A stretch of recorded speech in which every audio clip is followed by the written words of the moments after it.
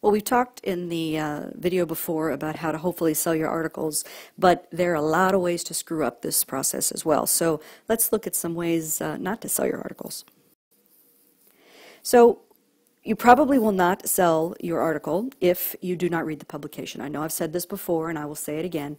If you do not have intimate familiarity with this publication, the chances of you selling to it are extremely limited. If you address the queries incorrectly to the wrong editor, to an editor who's left, you're going to have a very difficult time selling that story. If you don't show the editor why you're the right person to read this story without, being incredibly big-headed about it, like, hey, I'm just the world's greatest writer, you're going to have a really hard time selling the story, especially as a young writer. You need to show why you are the right person for this story. If you pitch a story that's very general, that doesn't have a specific focus to it, that your theme hasn't been developed, you're going to have a hard time selling that story. Don't pester editors. If you send a letter, don't call them 2 days later and say, hey, I sent a letter. I'll call you 2 days later. And then you call them 2 days later and they're, did you get my letter? Hey, let's talk about my letter. Editors are very busy. Editors do not want to be contacted by you on a regular basis. If it says no phone calls, don't make a phone call. You need to make sure that you are respectful of their time and the fact that the chances of selling to them are much less significant than you may wish they are. And so to a degree, it's a waiting game with a lot of editors. Editors honestly do not need to know a lot of information. They don't need to know if you submitted it somewhere else before and they rejected it. That's not relevant, and it's really not going to help you. They really don't need to know what anyone else thought of this piece. If your mom liked it or you got an A on it in your class, it's not of concern to them. All they care about is, does it fit their magazine? They don't care how long you've worked on this piece. I slaved for 2 years over this thing. Well, that isn't going to help your argument at all. So, it's important that you give it the best foot forward that you can, present the best idea in the best way possible, and be as focused and simplistic about it as possible. I don't want to know how thrilled you are to be published in my magazine or how much you love my magazine and you've always dreamed of being published in my magazine. That reeks of being a fanboy, and that's not what I'm looking for. I'm looking for a qualified writer. I'm unfortunately not very concerned with how much you think you should be paid for the article. I have a certain budget as an editor, and I pay a certain amount of money as an editor, and it's not up to you to set that amount of money. The more respected that you get as a writer and the more accomplished you are as a writer, you can negotiate money to a degree, you can negotiate some expenses, but for the most part, writers are kind of beholden to editors and the magazine in terms of what they're paid.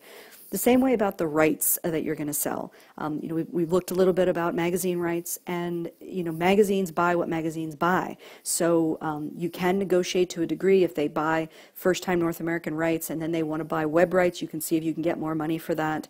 But if they're a magazine that buys all rights, they're going to buy all rights. And if they're a magazine that buys serial rights, that's going to be beneficial to you. But you have to kind of identify that before you ever pitch the story. You can't pitch the story and write it for them and then they say, oh, we buy all rights, and you're like, oh, I don't agree with that. By then it's too late. Please don't try cute attention-getting devices. I did once have someone send me perfume. I didn't keep it. It would have been lovely had I been able to, but it did not in any way entice me to want to get them to write for my magazine.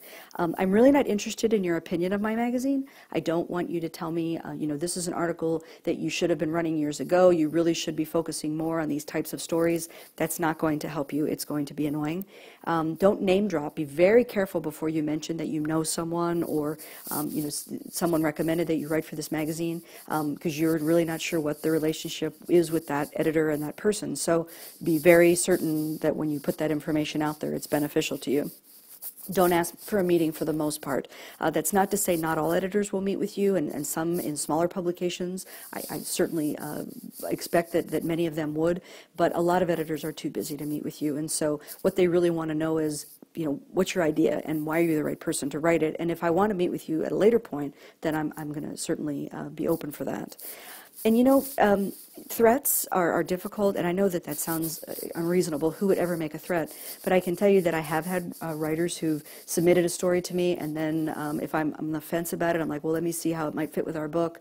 Then they'll send me another email, and they'll say, look, you know, if you don't publish this story by next month, I'm going to take this to another magazine. And I will be the first one to say, do not let the door hit you on the way out. I had someone who once, you know, threatened, tried to get more money for an article that he'd submitted to me, and then he threatened to take it away to another magazine. And I told him he was welcome to have it back, and of course he didn't sell it to that magazine either. And you know, he never wrote for my magazine again. So you have to be really, really careful when you're in those kind of negotiations. And don't waste your time on an unreceptive editor. If you keep submitting story ideas to this editor and they keep saying they're not interested or they don't respond to you, there's 1,000 other magazines in the world. You know, move on. Look for somebody who might be willing to work with you. Make sure you're submitting in the correct way. There's some magazines who will only take written queries and regular mail. Some will only take email. Some want you to fill out a submission form. Do it the right way. Paste your query into the body of your email. As I mentioned, email filters will sometimes kick out attachments, so that could be a challenge. Don't use emoticons. I'm not really interested in if you're happy or winking at me or whatever you want to do. Punctuation should be very simplistic. Exclamation points for the most part are not your friends. Neither are capital letters.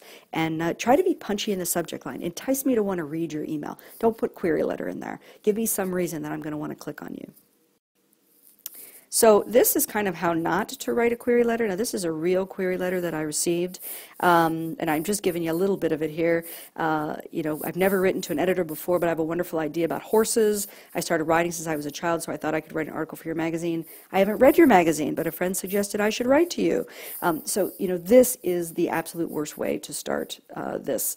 And you may notice they spell my name wrong. I mean, this is a real letter that I've changed some facets of, and I haven't given you the whole thing because it kind of went off into nothingness. But you know, this is the fastest way to turn off an editor. And once you've turned off an editor once, you don't really get the chance to make another impression.